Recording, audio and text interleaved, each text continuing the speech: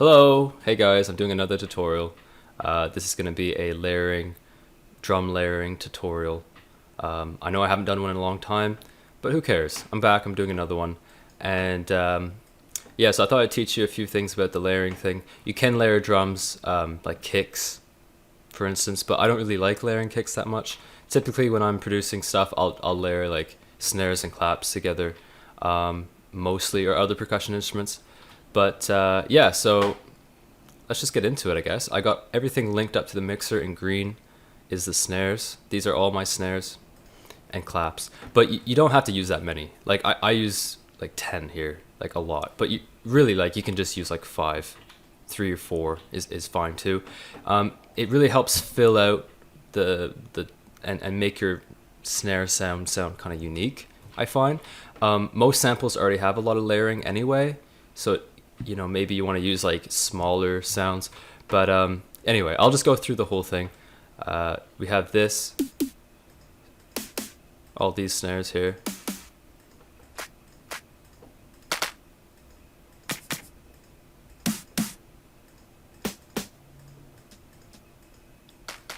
Anyway, so yeah, that's everything. I have a little like ghost snare here that isn't linked up. Or actually it is. There's a clap here that isn't linked. But you'll notice that the pattern is a little bit like, it's different each time. So the first hit, pretty much everything hits except for this one clap. And then on the second hit, the clap hits, but then I remove a few other drums there. So it just adds variation to the loop, I guess. And that's pretty good apparently. So I hear. So anyway, I'll just start processing everything. When I start selecting all the samples for the snares and everything, I try to think of the sound in like 3 sections. You got like the low hit of the snare, the clunk, if you will, or whatever you might want to call it. I'm not really sure what the name is. And like you want to have sort of like a pretty well defined low end for your snare, a pretty well defined like mid section. That's kind of like what gives your snare a bit of character, and then like a nice sizzle on the high end, or whatever you're going for, really. Now every time you do this, it's the result will always be a little bit like unpredictable, especially if you're new to this, since like you're layering all these sounds together. You don't always know exactly how it's going to sound when you actually put them together. But once you get better at like processing everything, you can pretty much get the sound that you're looking for. But really, like, the biggest thing is just EQing, like, as a basic starter for this kind of stuff. I mean, like, there's different ways you can layer things together, and different like ideas. But what we're trying to do is we're trying to take all of these snare samples and turn it into just one big sound, pretty much, with different varieties. And having all these different sounds make it a lot easier to have that kind of variety. So I'll just start with this. Yeah. So we have a snare here that has a little bit of low end. It's kind of a low mid. That can get pretty muddy, I guess, in this region. But I would keep that, and then just get rid of some of like the mid or higher section, because we have so many things already that is occupying this upper end. Okay, so then this snare, it's okay that it doesn't really sound so good on its own. That's not really a big deal, because we're just leaving room for the other things, and we're also high passing. I mean, might as well. But we have other snares that have that low end, so we might not even need this snare entirely. Like, if it's too much, I can just remove it. We have this one. This has more like a high end, but like, it has that sort of low end, but it doesn't really punch like the first one does.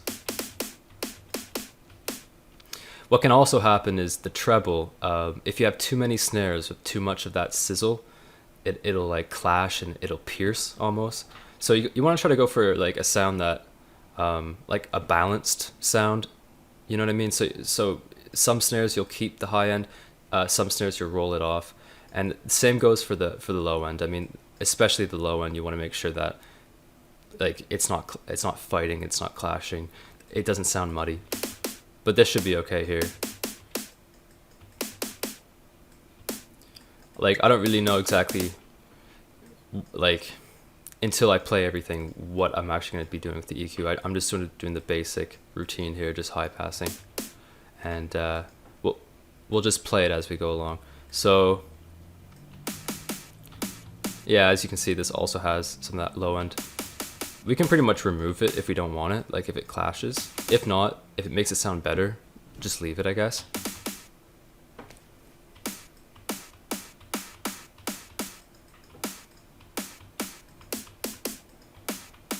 This kind of has like a nice mid, like almost metallic sound here that I quite like. So this can be part of the mid section.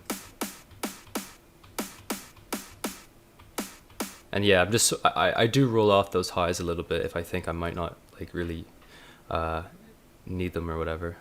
Okay, so we'll just play those three together.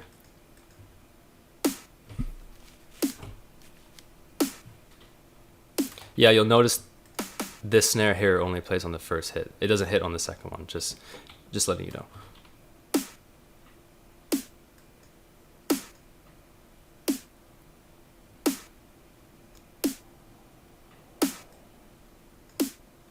We can make this sort of like mid snare. We can make that like wider maybe.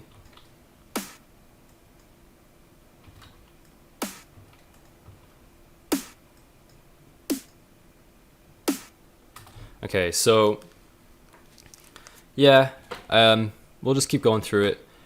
So we got this clap that kind of like fades in. I don't know why like it's like that. There's like this space in between here. So I had to go into the piano roll, set it to none, and then like push it back a little bit. But that's something you can do with anything. Like even like these claps here.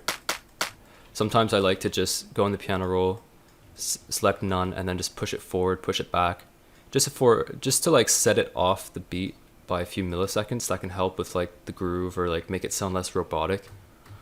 And claps like these, I like to stereo image them as well. So I'll just like stereo image to the right or to the left. Usually like somewhere's like 20 milliseconds or something, but nowhere's past 20 milliseconds. It's a bit too far.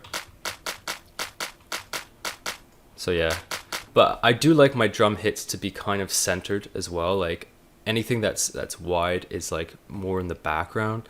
The main snare hit or whatever will be like pretty well centered, and like it won't be panned. It won't be like heavily stereo imaged usually. Anything that is stereo imaged is usually something that's like layered on top of it rather than the main sound. So those three sounds there will like, I know I widened the third one, but really like most of them will be pretty centered. I find it helps with the mix and the wideness of the track if the snares are like that, because then you can make your pads or like your main synths much bigger, or make them sound a lot bigger because your drums are so are contrasting from the wideness of the synths because they're centered. Does that make sense? So wait, I didn't mean to do that. So this here, this is kind of a weird sort of snare, clap, snap kind of sound. We don't really need the snare part of it, so I'll just EQ out the low end. But the only real use for this sound is this sort of snappy thing. So you can just sort of get rid of anything you don't want there. And as you do this, you want to listen to everything. Make sure like you take out anything that's not supposed to be there, that's clashing with any other thing. If you have if you have this amount of snares though, or like sounds layered on top of each other, it does get a lot more complicated to process everything and mix it all together well. Like if you're only mixing 3 sounds together, that's a lot easier than mixing the amount that we have, but I'm only doing it for like the sake of demonstration. So we have this snare. This is kind of like a main kind of snare that layers over everything. Has a strong low end here, but it's a little bit lower than the first one, which is like around 300. This one's more like, I don't know, it's a little bit lower, maybe 50 hertz lower or something. So this will likely clash with the first one. So we'll have to be careful of that.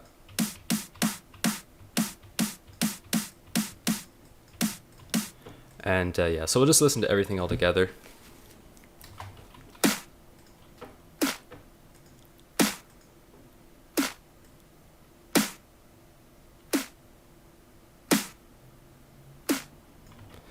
So yeah, I'm just doing some leveling. A lot of this has to do with like the balancing and the leveling of everything.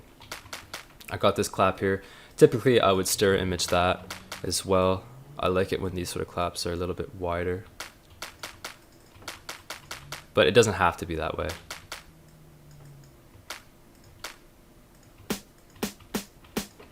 I got this kind of like, you know, acoustic sounding snare. I really like snares like this.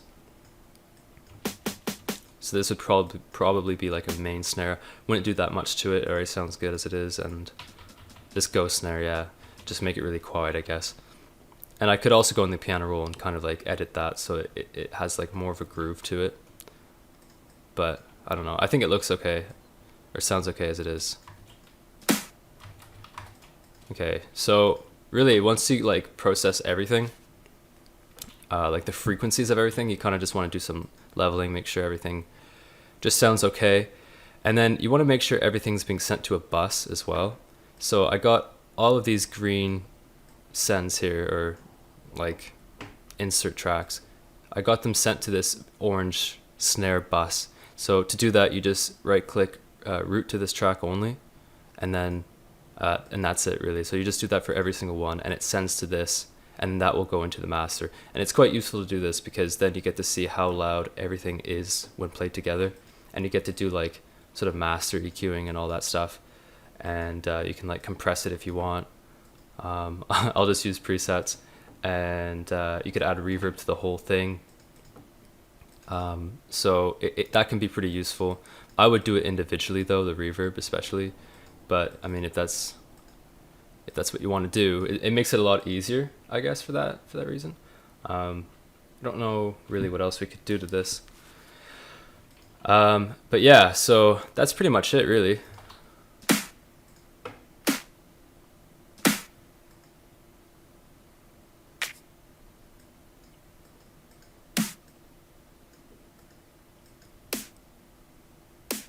I just find the high end is a little bit like harsh.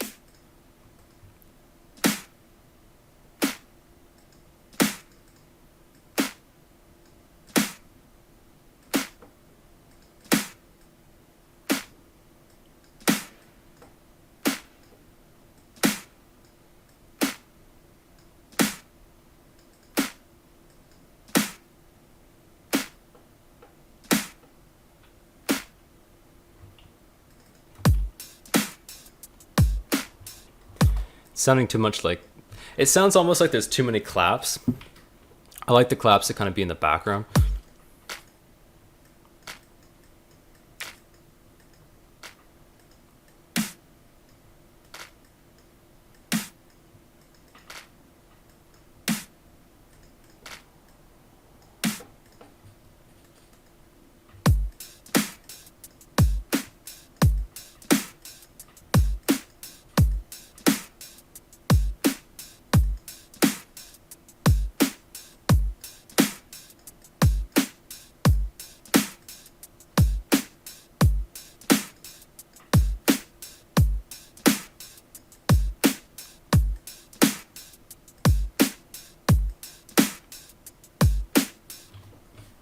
Another thing I forgot to mention actually was, as you're picking out all your samples, try to edit them using the channel settings, which is this thing here. So anything like pogo, in and out, those I use a lot.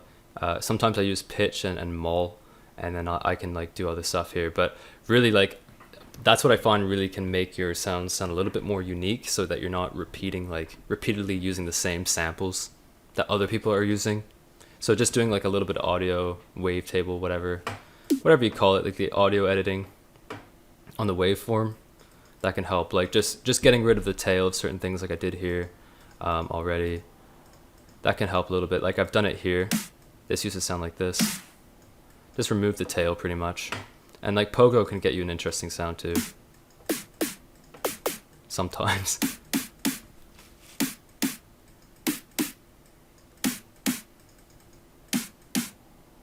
Just kind of changes up the sound. Obviously, I'd much rather get a sound that already sounds good the way it is. I wouldn't want to like have to change it, like using stuff like this, because it can kind of like mess around with the quality of the sample. But I mean, when you're doing this layering stuff, sometimes it's okay to have sounds that are a little bit like messed around with in the background, especially. So That's why I have like this clean snare here, because I just find that like if that's layered on top of all the other stuff, I don't know, it just makes it sound better. So really you just go by that. But yeah, so I do like to compress it after when I'm done, but I don't always do it. But once you got everything leveled out individually, then you can just use the snare bus channel just to kind of like take all of that and just like level it just using that. So you don't have to like take every single one and turn it up and down. So I mean the whole bus thing, that really helps. So yeah, that's pretty much it.